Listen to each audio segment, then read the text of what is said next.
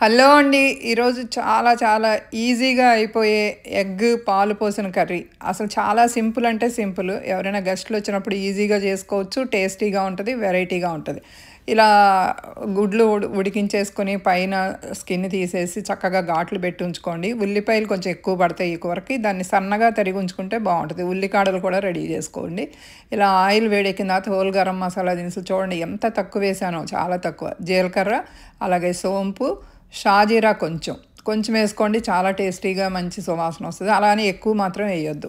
అలా చక్కగా చేసుకున్న తర్వాత మైల్డ్‌గానే ఉండాలండి ఈ కూర. అందుకే హోల్ గరం మసాలా కూడా తక్కువ వేసుకోండి.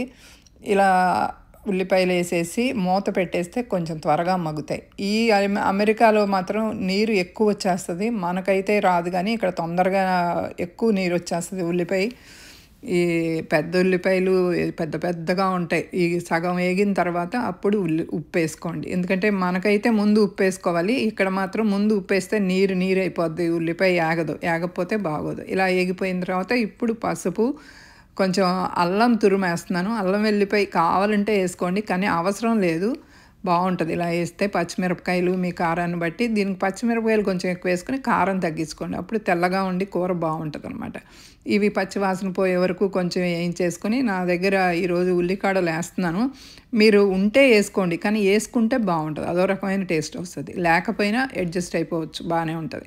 అవి కూడా వేసేసి ఎక్కువసేపు వేయించొద్దండి. ఉల్లికాడలు వేసిన తర్వాత ఎక్కువసేపు అస్సలు వేయించొద్దు. ఈ గుడ్లు మొత్తాన్ని అలా వేసేసుకొని కొంచెం జాగ్రత్తగా గుడ్లు చెతక్కుండా అలా వేయించుకోండి. వెడల్పు ప్యాన్ అయితే బావుంటది. ఇరుకిరుగ్గా కాకుండా. ఈరోజు ఎక్కువ కూర పిల్లలు వచ్చారు, అందుకని చెప్పి ఎక్కువ చేస్తున్నాం అనమాట, వీకెండ్ అని. అది మామూలుగా నాన్ స్టిక్ అయితే అడుగంటకుండా వస్తుంది.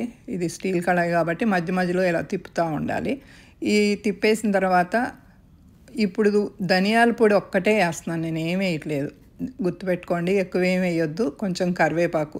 ఈ ధనియాల పొడి నల్లగా అయిపోద్ది ఎక్కువ వేస్తే. ఆ తర్వాత ఏంటంటే అది వేయించి మీరు ఇంట్లో పొడి చేసుకున్నదైతే ఎక్కువ వేయించొద్దండి. కూర కూడా నలుపు వస్తుంది, ఏ కూర అయినా సరే. అది ఎవరైనా సరే ఇది పాటించాలి. అలాగే నిలవ ఉన్న ధనియాల పొడి అయినా కూడా కూర నలుపు వచ్చేస్తుంది. ఇప్పుడు ఒక బౌల్లో పెద్ద టేబుల్ స్పూన్ బియ్యం పిండి తీసుకుని చిక్కటి పాలు కొంచెంగా పోస్తూ కలుపుకోండి. ఉండలు అస్సలు కట్టకుండా ఉండాలి. అందుకే మధ్య మధ్యలో పాలు పోసుకుంటూ కలుపుకోండి. ఈ పాలు బియ్యం పిండిలో కలపటం వలన పాలు విరిగిపోకుండా ఉంటుంది. కూర చిక్కదనం వచ్చి టేస్ట్ ఉంటుంది. ఒకవేళ బియ్యం పిండి మీ దగ్గర లేకపోతే శనగపిండి వేసుకోండి. శనగపిండి వేయటం వలన కొంచెం పసుపు రంగు వస్తుంది. పాలు ఎక్కువే పడతాయండి. అది చిక్కటి పాలు అయితే మంచి టేస్ట్ వస్తుంది. క్రీమీగా ఉంటుంది కూర. ఆ తర్వాత పిల్లలు భలే లైక్ చేస్తారు. చపాతీలోకి, రైస్లోకి, వెజిటబుల్ బిర్యానీలోకి చాలా బాగుంటుంది. వెజిటేరియన్స్ చాలామంది ఎగ్ తినే వాళ్ళకి ఇది చాలా కర్రీ బాగుంటుంది, దేనిలోకైనా సరే. ఇలా కొంచెం సేపు ఆ పాలు కొంచెంలో ఉడికితే బాగుంటుంది. ఎగ్ ఉడికి కొంచెం అన్నీ పడతాయి, దానికి ఉప్పు కారం అన్నీ పడతాయి. కానీ ఈ బియ్యం పిండి వేయటం వలన అడుగు పడుతుంది కాబట్టి మధ్యలో తిప్పుకోండి. ఎక్కువ వేయొద్దు, ఒక స్పూన్ వేసుకుంటే చాలు. నేను ఇంత ఎక్కువ కూరకు కూడా పెద్ద స్పూన్తో వేసాను అండి, పెద్ద టేబుల్ స్పూన్తో వేసాను. అంటే చెక్కదనం కోసం టేస్ట్ క్రీమీగా ఉంటుంది. దించే ముందు కొంచెం కొత్తిమీర వేసుకుని కలిపేసుకుంటే అయిపోయింది కూర.